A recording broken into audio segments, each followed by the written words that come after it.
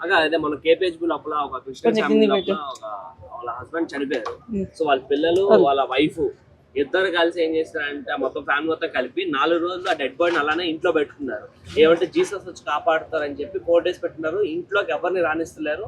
ఆ dead body smell వచ్చి ప్రజలకు తెలియడంతో సో వాళ్ళు కంప్లైంట్ ఇచ్చారు. తర్వాత బాడీ తీయడం అయితే జరిగింది. దాని గురించి మీరు ఏం చెప్పాలి? ఏం మాట్లాడినా వేస్ట్ అనుకుంటా. అంత పరిస్థితులు ఎవరుంటారు అమ్మి ఇయ్యాలి రేపు ఎవరుండ్రా అని చెప్పేసి 4 రోజులు ఇంట్లో పెట్టుకొని చచ్చిపోయిన శవాన్ని కర్మదీరి చచ్చిపోయారు. పెద్ద పెద్ద దేవుళ్ళే చచ్చిపోయారు. యేసుప్రభ అట్లతోడే చచ్చిపోయి తిరిగి లేచిన అంత యేసుప్రభ అంత పరిశుద్ధులు ఉండరా? ఇప్పుడు మోసే అంత మంచి ప్రార్థన చేసే వాళ్ళు ఉండరా? ఏలియా అంత ప్రార్థన చేసే వాళ్ళు ఉన్నారా? దేనికి వాళ్ళకు వాళ్ళు గొప్ప అనుకొని దేవుణ్ణి అవమానించడం కాదా ఇది? ప్రార్థన చేసి తిరిగి లేచి వస్తారా? మీరు ఎంతమందికి సాయం చేసిరు? మీరు ప్రార్థన వల్ల ఎన్ని కుటుంబాలు కాపాడిరు? ఇప్పుడు మీలో నీతి ఉంటేనే కదా దేవుడు వింటాడు, ప్రార్థన వింటాడు. దానికి మేము కాదన్నాము. కానీ ఇట్లాంటివా మీరు చేసేది? ఇట్లాంటిదా మీరు పిచ్చి ప్రార్థనలు అన్నీ చేసుకుంటా దేవుని అవమానించుకుంటా? ఇప్పుడు హిందువులు ఎంతమంది ఇప్పుడు అవమానిస్తారు తండ్రిని?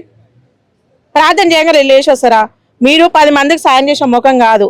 మీలో ఒకటి బయట ఒకటి పెట్టుకొని నడుచుకొని దేవుని మీద మొత్తం నిందలేస్తే ఏం లాభం?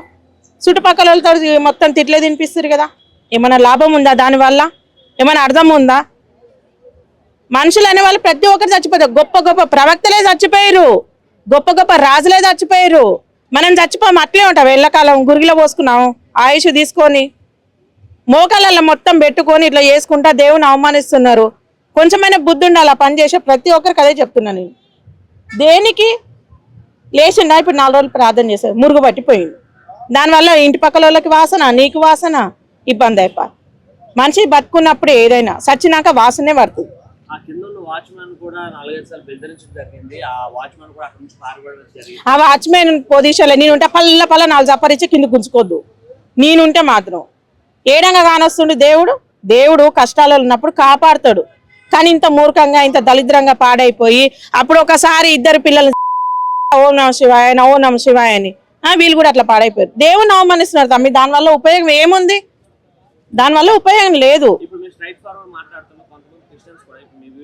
చాలా మంది పెట్టిరు, చాలా మంది మా ఆయన కూడా ఫోన్లు చెప్తున్నారంట మీ మిసెస్ ఇట్లా మాట్లాడుతుంది, ఇక మా క్రిస్టియన్స్ మీద దాడి చేస్తున్నా అంటే మనం క్రిస్టియన్స్ మన సక్కంగా లేని బయట కాడికి ఎందుకు పోవాలి? అదేగా నేను చెప్పేది. నేను ఒక క్రిస్టియన్ని, మా ఆయనకి ఎందుకు ఫోన్ చేయడం? మీకు ధైర్యం ఉంటే నాకు చేయాలి, నాతో మాట్లాడేది మీకు సమాధానం నేను చెప్తా. కుక్కలకు కూడా దశమభాగం తీయాలంట. మనుషులైతే పని చేస్తారు, దశమభాగం తీసాం ఒప్పుకుంటాము. కుక్కలు ఏం పని చేస్తున్నాయి? మనం తినేసి తింటాయి అవి. చాలా మంది నేను మొన్న మాట్లాడిన దానికి చాలా మంది మా ఆయనకు ఫోన్లు చెప్తున్నారంట. అవసరమా? అంటే క్రైస్తవ మతంలో చాలా లోపాలు ఉన్నాయని మీరు అనుకుంటారా? చాలా అంటే 50% ఉందన్న, 50% లేదు. 50% నిజాయితీ బతికేటోళ్ళు ఉన్నారు, 50% వ్యాపారం చేసేటోళ్ళు ఉన్నారు. కుల్లా చెప్తున్నాను నేను. అన్ని మతాలలో ఉన్నారు. హిందువులో లేరంటారా? నేను చూపాను ఎంతమంది ఉన్నారు. ముస్లింలో లేరా? ఇలా ఒక బ్రెడ్ జామ్ అమ్ముకుంటూ నిజాయితీ ఉన్నారు కాబట్టి అందరు వేరు. ముస్లింలు ఎంతమంది ఇబ్బందులు పెడతలేదు. మనోడు బుర్క వేసుకొని పోయి ఆడల పక్కల కూర్చోవాల్సిన అవసరం ఏమొచ్చింది దానికి? అంటే ఇప్పుడు వాళ్ళ ఇజ్జత్ తీసినట్టుగా వీడు పక్కలని వాళ్ళ దాన్ని వద్దు. ఈ ముస్లిం వాళ్ళందరూ పోయి వాడని చూసి ఆడ మనిషి అనుకుంటారు. బుర్కెత్తుతున్నా మా బుర్కెత్తున్నా అని అట్లా అంటారు. వాడు చేసేవాళ్ళు లంగ పండ్లు. ఈ ఎల్లలేరు చెప్పు, అన్నిట్లలో ఉన్నారు. కానీ నిజాయితీగా బతికిన తర్వాత మనం ఇంకొని చెప్పాలి. అందరూ యాక్సెప్ట్ చేస్తారు దానికి. మా క్రిస్టియన్స్ దాంట్లో నేను లేరు, నిజాయితీగా ఉన్నారే, మా మతమే గొప్ప అని నేను చెప్పాను. చెప్పాల్సిన అవసరం కూడా లేదు. నా దేవుడు గొప్పోడని నేను చెప్తా. ఎందుకంటే నా దేవుడు నాకే గొప్ప, నీ దేవుడు నీకే గొప్ప. నీ దగ్గరకు వచ్చే నా దేవుడు గొప్పరా అని నేను అంటే నీకేమంటుంది? మండుతుంది. మండినప్పుడు ఏం చేస్తావు? దౌడ పళ్ళు అంటే 4 చేతిలో పెట్టి ఇంటికి తోలిస్తావు. అన్న నేనేం చెప్తున్నా చెప్పనా? హిందువులు కూడా చాలా మంది కావాలని కూడా చేస్తున్నారు తెలుసా ముస్లింల మీద. ఇప్పుడు చర్చి అనేది అందరికి హక్కు ఉంటుంది. చర్చిల కాడికి పోయి దాడులు చేస్తలేరా? అదైతే తప్పే కదా. హిందువులది కూడా తప్పు ఉంది, లేదని నేను చెప్పాను. ఎన్ని కావాలి నీకు? పుష్కలంగా ఉన్నాయి. ఏ పరంగా అంటే ఇక్కడ ఉండకూడదు. ఒక అబ్బాయి అయితే దారుణంగా తిడతాడు క్రిస్టియన్స్ ని.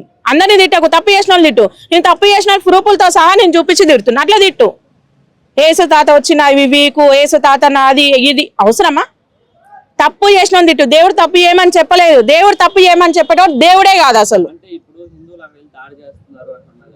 ఇల్లీగల్ కూడా కొన్ని చర్చెస్ కడుతున్నారు. అంటే పర్మిషన్. ఇప్పుడు ఎగ్జాంపుల్ ఇప్పుడు వైఎస్ రాజశేఖర రెడ్డి వాళ్ళ అత్త ఆమె హాస్పిటల్ కడతా అని చెప్పి డైరెక్ట్ గా ఎన్నో వందల ఎకరాల లోపల తమ్మి నేను ఒకటి చెప్పనా, ఆంధ్రాలో 100% ఉంటే ఈడ 5% ఉన్నారు క్రిస్టియన్స్.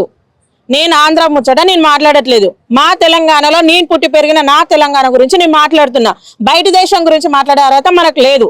నేను ఎందుకు ఈ మాట చెప్తున్నానంటే తెలంగాణలో జరిగిన దాని గురించే మాట్లాడుతున్నా, నేను చూసిందే మాట్లాడుతున్నా. నేను పోయి ఒక చర్చికి ఆ కాలనీ వాళ్ళందరూ వచ్చి నువ్వు ఇక్కడ చర్చి పెట్టకూడదు, ఇక్కడ నుంచి వెళ్ళిపో, ఆయన ఎవరిని కించపరచలేదు, ఆయన సువార్త చేయలేదు, కొంతమందిని మాత్రమే నేను అంటున్నా. అయితే మీరు చెప్పినట్టు ఆంధ్ర సైడ్ పెడితే ఇప్పుడు ఏదైతే క్రిస్టియన్స్ 4% ఉందని చెప్పారు కదా, అయితే లాస్ట్ టైం రేవంత్ రెడ్డి అన్నారు ఏమంటే తెలంగాణలో అసలు క్రిస్టియన్స్ లేరని చెప్పారు. ఓ తమ్మి ఆ ముచ్చట అయిపోయింది, క్రిస్టియన్స్ లేరన్నాడు.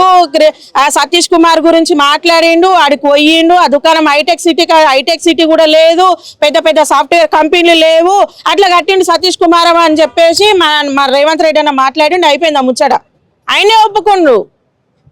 హైటెక్ కంపెనీలు కూడా లేవు, అట్లా కట్టిరని చెప్పిండు ఆయనే రేవంత్ రెడ్డి అన్న. అయితే అక్క ఇంకొక విషయం, ఇప్పుడు మొన్న 20 వరల్డ్ కప్ జరుగుతుంది కదా, అవును, అందులో భాగంగా మొన్న మహారాష్ట్రలో జరిగినటువంటి మ్యాచ్ లో ఒక అమ్మాయి అందరిలాగానే మన లెక్కనే మ్యాచ్ చూస్తానికి వచ్చింది. అప్పటి వరకు కూడా ఇన్స్టా ఫాలోవర్స్ అసలు 2-3 వేల మందే ఉన్నారు. అవును, ఆ మ్యాచ్ చూసి వచ్చినాక మనోళ్ళు చాలా మంది వైరల్ చేయడంతో ఒక 3.5 లక్షల మంది ఫాలోవర్స్ పెరిగారు. దానికి సంబంధించి మీరు ఏమంటారు? మనోళ్ళకి మంచి చేసుకొని కూడా సపోర్ట్ చేయమని చూద్దాం. ఎవడైనా సపోర్ట్ చేస్తాడా? ఇవాళ రోడ్డు మీద ఒక కుక్క వచ్చింది, లేకపోతే రోడ్డుకి అభివృద్ధి చేస్తున్నామంటే వానికి కూడా సాయం చేస్తాడా? ఎవడు చేయడు. ఇట్లాంటివి మాత్రం తొందరగా వైరల్ చేస్తారు. ఓ పూసలు అమ్ముకున్న దాన్ని ఎంత వైరల్ చేసిరు, అది ఎత్తున పోయి కూర్చుంది. దానికి ఓ అసిస్టెంట్ అంట, ఓ కుక్కనంట, ఓ డ్రైవర్ అంట, 50 రూపాయలకు 100 రూపాయలకు పూసలు అమ్ముకున్న దాన్ని తీసుకొని ఎత్తున కూర్చోబెట్టిరు. మరి మంచి పని చేస్తుండే ఎందుకు పట్టించుకుంటలేరు? సొసైటీలో ఎన్నో దారుణాలు జరుగుతున్నాయి, దాంట్లో గురించి ఎందుకు పట్టించుకుంటలేరు? ఏమో అవసరాన్ని పట్టించుకుంటలేరు. ఇదే పని, ఇంకేమైనా పని ఉందా? ఈ కాలేజ్ అమ్మాయిలు అట్లా పాడేరు, అబ్బాయిలు అయితే దారుణం. రోడ్ మీద కుక్కను కూడా చూస్తారు వీళ్ళు, ఇట్లా పాడైపోతారు. అందుకే మిమ్మల్ని చంపేస్తారు ఆడవాళ్ళు అందరు కలిసి. అంటే అబ్బాయిలదే తప్పుందా? మరి అబ్బాయిలు లేకపోతే అమ్మాయిలు ఉంటా? ఒక సినిమా థియేటర్ కోరి అమ్మాయి ఏమో హీరోని చూస్తుంది, అబ్బాయి ఎవరిని చూస్తారు చెప్పురి? హీరోని చూస్తాడు. మరి అల్ల వైరల్ అయ్యేది ఎవరు? అమ్మాయే కదా. వాడు ఒకటికి రెండు 100 పెట్టుకుని అది వైరల్ అయిపోయాయి. ఇప్పుడు దాన్ని బతికించినట్టుగా పనికిరాని పనులనే వేసుకుంటారు. పనికి వచ్చేది ఎవ్వడనే వేస్తుండే, ఇప్పటివరకు ఒక్కడనే వేసిన పాపన పోతుండా? దానికి అంత 3 లక్షల మందిని తీసుకొచ్చిరు. మూలుకుట ఏడ్స్కూట ఇన్స్టాల్ ఎంతో మంది సొసైటీ కోసము, ఓల్డేజ్ హోమ్ అని చెప్పేసి పిల్లల కోసం అని ఎంతో మంది రోడ్లు పట్టుకొని తిరుగుతారు. వాళ్ళకి సపోర్ట్ చేయొచ్చుగా, వాళ్ళని వైరల్ చేయొచ్చుగా. అట్లాంటి శాత కాదు, అట్లాంటివి మాట్లాడరు. అట్లాంటి వాళ్ళకి చేయమాను. వీళ్ళ ఒక్క లైక్ కొట్టాలంటే వాని ఆస్తులు మొత్తం అయిపోయినట్టే చేస్తాడు. ఒక్క లైక్ కొట్టాలంటే 10 మందికి పనికొచ్చే వీడియోకి ఒక్క లైక్ కొట్టాలంటే వాడిని ఏళ్ళు మొత్తం ఆ నిమిషం అయితే పడిపోయినట్టే. దాన్ని పుత్తూరు తీసుకొని కట్లు కట్టించుకురావాలి. అంత దారుణంగా అదే పనికిరాని వీడియో పెట్టు, నిమిషంలో వైరల్ అయిపోతుంది. ఇక అది వైరల్ చేసినోడు ఎన్నో మూలకు అంటాడు. సామాన్ లాంటిని వైరల్ చేయలే ఆంటీకి అసలు మాట్లాడానికి వస్తా? సామాన్ లాంటికి నిన్న మన విషయం రాగానే ఆ డబ్బున్నోళ్ళకి ఒక న్యాయం, నాకు ఒక న్యాయం కాదు, అందరికి ఒకటే న్యాయం. మరి సామాన్ లాంటి న్యాయాలు వైరల్ చేసినప్పుడు ఆంటీ ఏమన్నది? నన్ను ఎంతోగానో వైరల్ చేసి సంకలు గుద్దుకుంది. నిన్న మన వచ్చి బయటకు మారు పనికిరానివి కాదురా నాయన, పనికొచ్చేది చేయరా నేను చెప్తున్నా. గాదాన్ని వైరల్ చేయాల్సిన పని ఏముంది? దేశం కోసం ఎంతమంది ఇలా బయటకు వచ్చి కష్టపడుతారు ఆడపిల్లలు, వాళ్ళని వైరల్ చేయొచ్చుగా. ఆ కప్పు కొట్టిందని మర్చిపోవచ్చు. ఈ పనికిరాని దాన్ని తీసుకొచ్చి ఉత్తగా సూనిక పోయిందా అని, దోడు పోయిందా అని వైరల్ చేసి పెట్టిరు. దేనికి పనికిరాని దాన్ని? దేనికన్నా రూపాయికి పనికొస్తుందా? మోనాలిస్ అని ఒక్కసారి మైక్ ఇచ్చి మాట్లాడితే ఏమన్నా హలో బచ్చే అని దానికైనా మాట్లాడొచ్చిందా? ఏమన్నా మాట్లాడొచ్చిందా దానికి మైక్ ఇస్తే? ఏం మాట్లాడానికి రాలే దానికి. గట్లాంటివి పనికిరానివి అయితే ఏమాను. మన తెలంగాణలో ఉన్నంత లంగపోరగాన్లు ఏడలేరు.